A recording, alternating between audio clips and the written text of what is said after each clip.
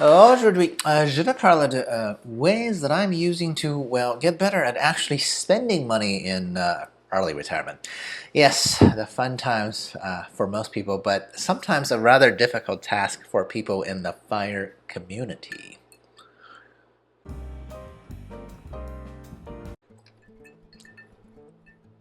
Hey, Ozempak here. So one of the main recurring topics I see in the FIRE community is like, on its surface, probably sort of a silly one for most people, and that is basically how to get comfortable with actually spending money, right? Once you're there. I say it's silly because to the general population, spending money is like the easiest thing in the world. Heck, most Americans spend way more money than they actually have, thus leading to, on average, all that credit card debt. It's something like $6,000 to $8,000 on average, okay? The FIRE folks, of course, are a different breed.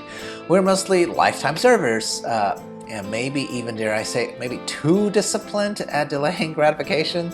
Now, this is all great and all for saving and maybe investing for the long term, but it does become problematic in the post-retirement stage.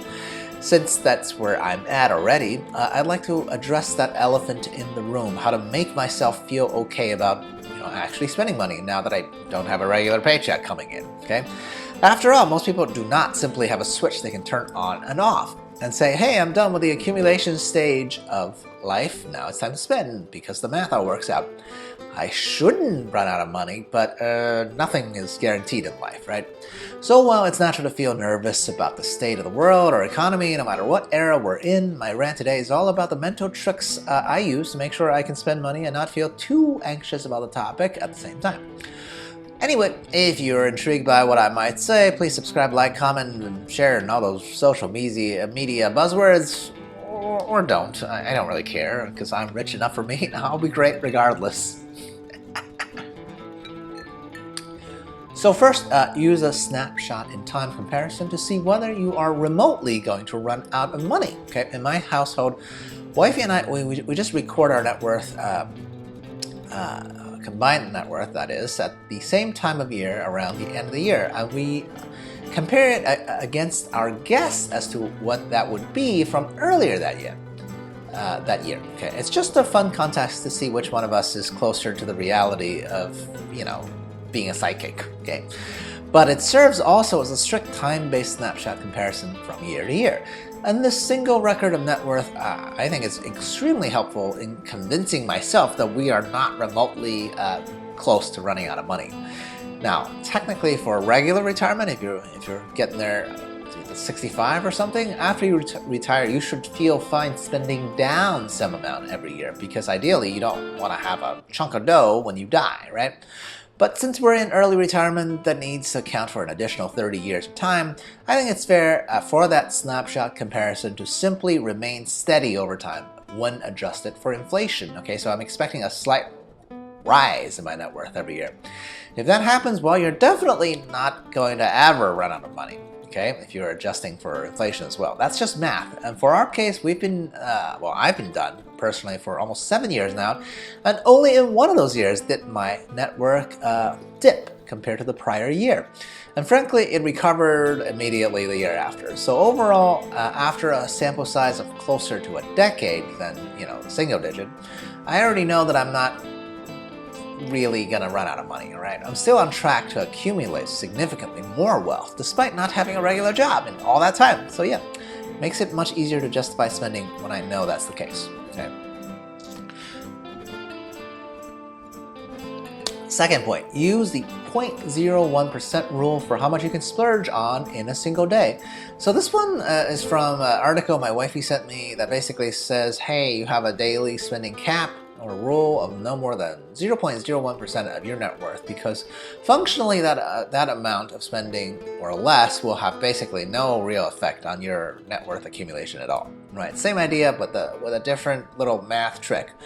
Now, we found it especially amusing because we basically accidentally already reached the same conclusion years prior to reading this article. Right? Our household rule is simple.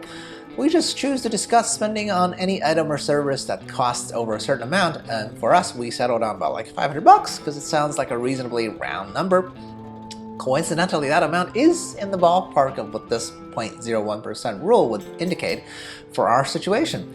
we didn't even have a time limit. This rule says, how it applies to like no more than 500 per day. To be honest, we just knew intuitively that we are not constantly spending 500 bucks on stuff, that type of level of purchase, right? If we did come to that point, maybe we'd have a different system we need to put in place.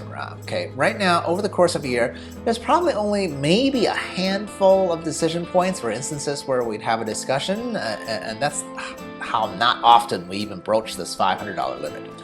But having the guardrail in place, I think, is still important, okay? Because it's really just the amount we feel comfortable with saying, well, over this amount feels like a lot again, right? So prior to getting there, though, everything else is just small stuff, so you shouldn't sweat it. Now, my final point, when in doubt, everything can be accommodated for with practice, right? Start with a low amount of spending. If you're not comfortable spending money, I always go with the story of how I literally questioned my wifey's desire to purchase a potato masher that was made out of plastic. This is an example of how frugal that I might be and how overboard that was, okay? Because that whole thing was supposed to be $2, and I asked her for an explanation. Needless to say, this was inputted way before we put in our $500 rule, because nowadays, honestly, this year, wifey tells me she probably spent a G on yoga clothes this whole year, and I was like, okay, cool, go for it. That's a big change for me. You know why? Because, I know she's not replacing her wardrobe of this level even every year. Because, we live in the same house, the same household. I see her packages come in, and honestly, in the post-COVID world, she's not spending that much money on clothes, right? So if in every 5 years she wants to splurge on some athleisure wear, I'm not gonna question her, right? I tell her, knock yourself out.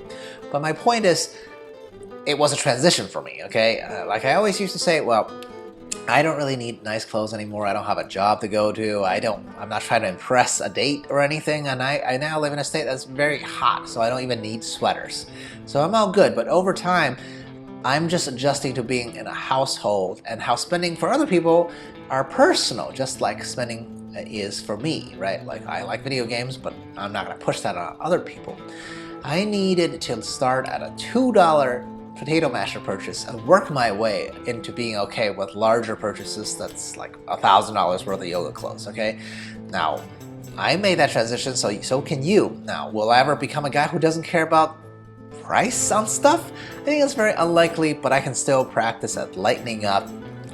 Like I said, if I can't, anybody can. So at the end of the day, I think the discipline that people who are into fire shows is exactly how I know any of us can get better at loosening up and spending a bit more, okay? It's just a habit that requires practice. My first 2 pieces of math rules or advice are simply there to satisfy the part of the brain that is logical, right? But spending is often more emotional than anything else. So work within that logical framework and practice at letting go on spending in general, right? Now, I'm not suggesting we all become like normal people who cannot control their spending at all and just wants to keep up with the Joneses, but I know there's little risk of that actually happening so long as we live within, first of all, like a rule 2, for instance, right? So just as long as you're still maintaining your stash at the very least, fear of running out should be satisfied, so you shouldn't feel that way. Then it's all about practicing how to spend to get that maximum value, or rather in this case, maximum fun. Am I off my rockers? Feel free to yell at me below. Otherwise, cheers. Protion.